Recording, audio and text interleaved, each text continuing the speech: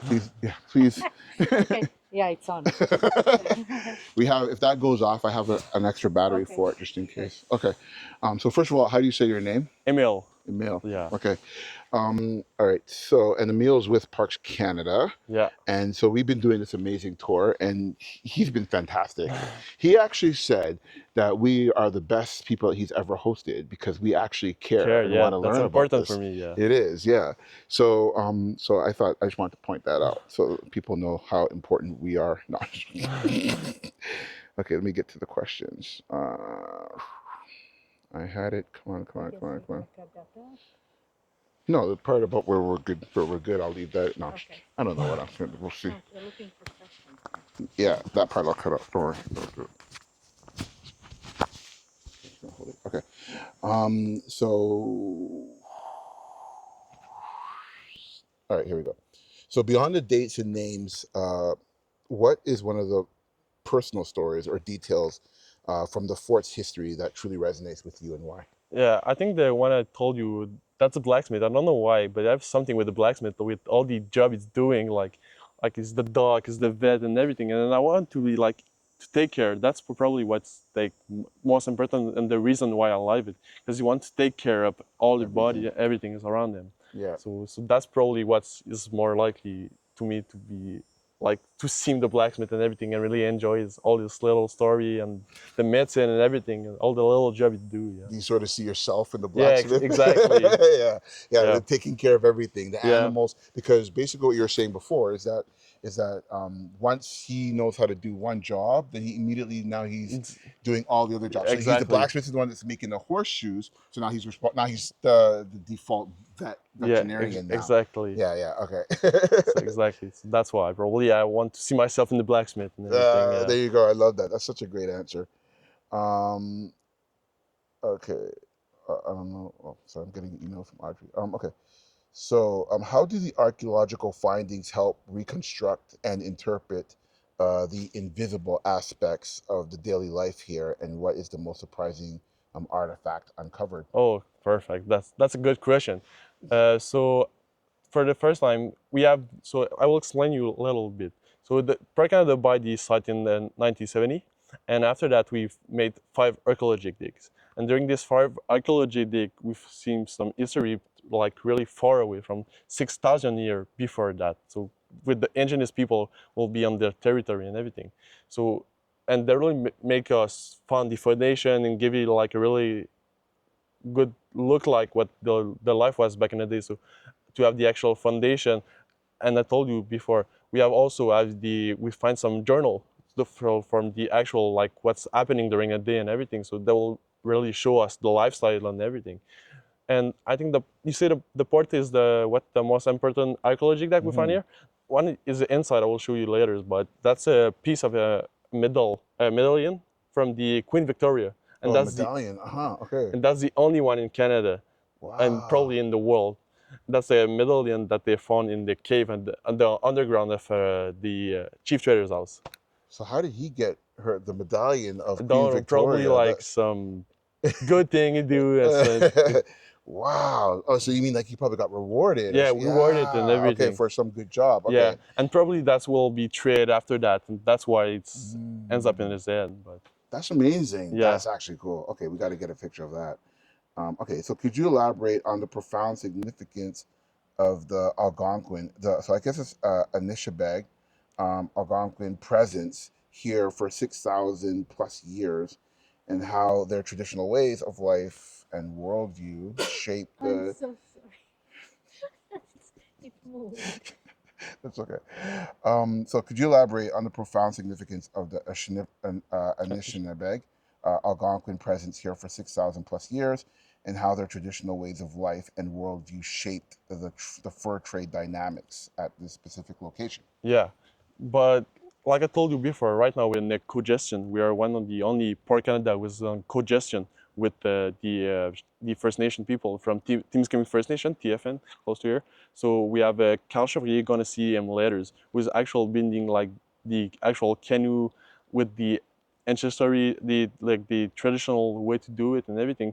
And each year we have during the Algonquian days we they are here right now with all the communities and do like a big fight, a big holiday for their inside on our side with the tipi and everything. And like you tell, we have like history from the like more than 6,000 years from here with all the little things that we find with the archaeologic dig. So we're gonna see really like big prison of the Anishinaabe, and they are a pretty important person for us and everything. And inside their journal, often we see like they tell they have a pretty good link with them and everything. So that's really important for us and everything. And that's why we all Cav is from the Anishinaabe person, Algonquin. So that's why it's still. Wow, awesome. Okay, so just give me 1 second because Audrey, who's from the tourism board, Can I turn um, now? no, she's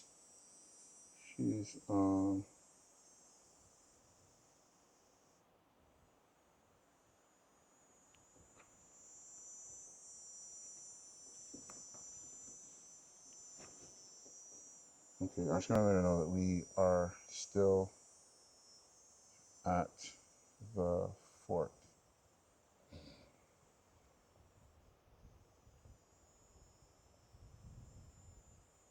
She was trying because we got to go to the Muffet House Okay, yeah, after this. So she was trying to call them to make sure that we have a guide there, and she's not getting in touch. So I don't know what's happening. Anyways, perfect. okay. So I love that. That's a great answer, by the way. Okay, so what are the most common misconceptions visitors have about the fur trade era?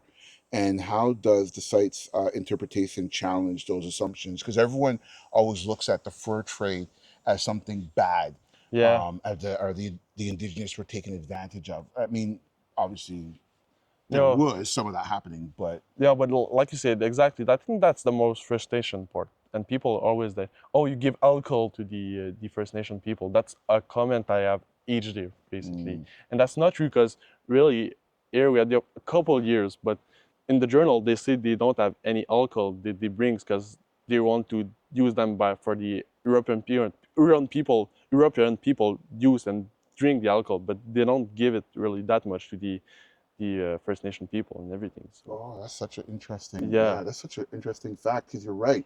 They always assume that